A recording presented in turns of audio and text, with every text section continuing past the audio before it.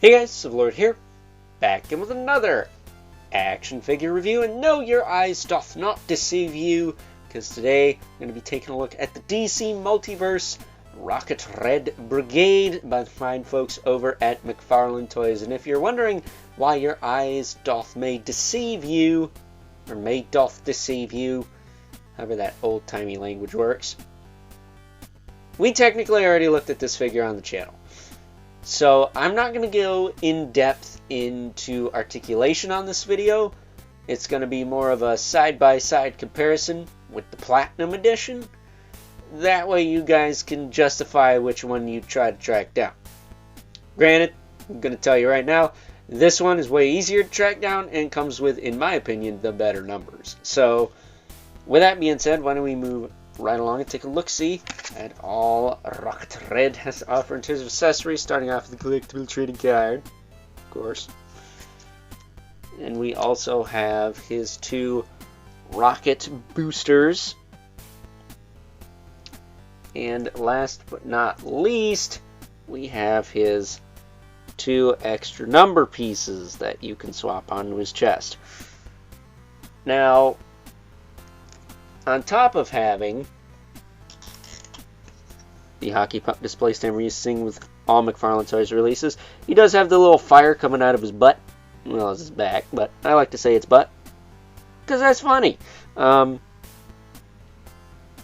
are funny, and mentally I am a child sometimes. Deal with it. But bringing in the Platinum here, give you guys a side-by-side comparison of how they look. The coloring is a little different amidst the two.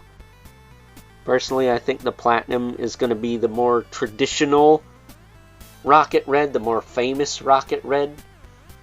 Because chances are, if I do decide to build out a brigade of these guys, it's going to be like 5 of these, and most likely one of those. Unless Amazon's like, you know what, you can have all Platinums.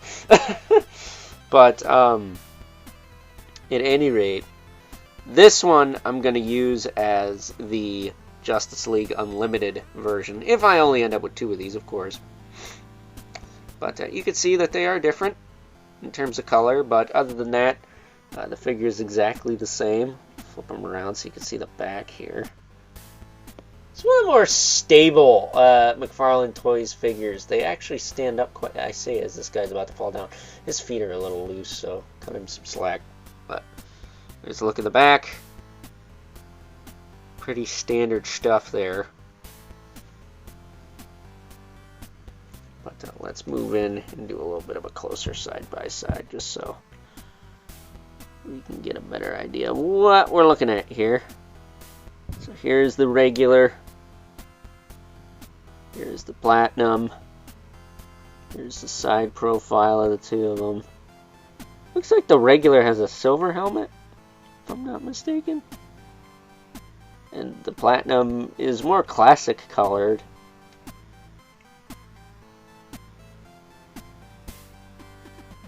What's that? Either way, 2 really cool, like, armored sci-fi robot looking guys. At least to me.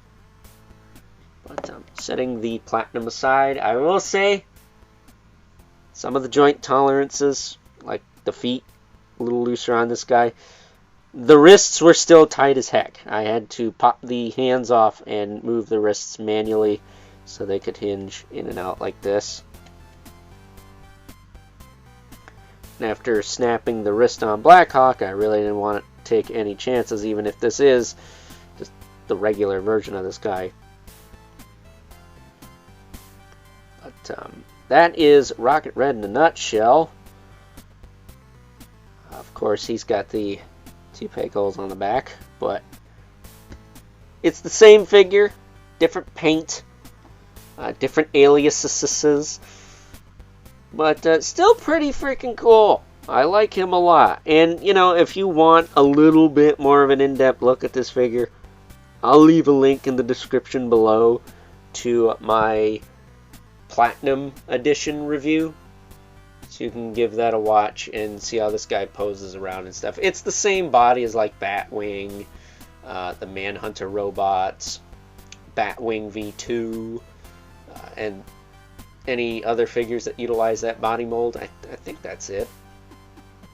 But with that being said, it is now time that we move right along and take a look at some size comparisons.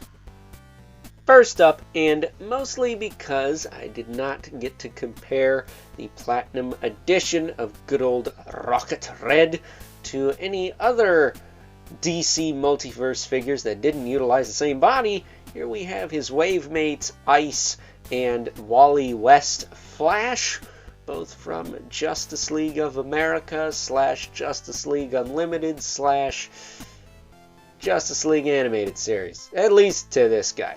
So, yeah, of course, Rocket Red is bigger, because he is a dude in armor, and that's the way it should be. Sometimes toy companies don't get that right, but in this case, I'm happy to say, yeah, it looks like they pretty much got it right. I know scaling hasn't always been a thing with McFarlane toys, but I think in this case, it's okay. Getting these two out of the way.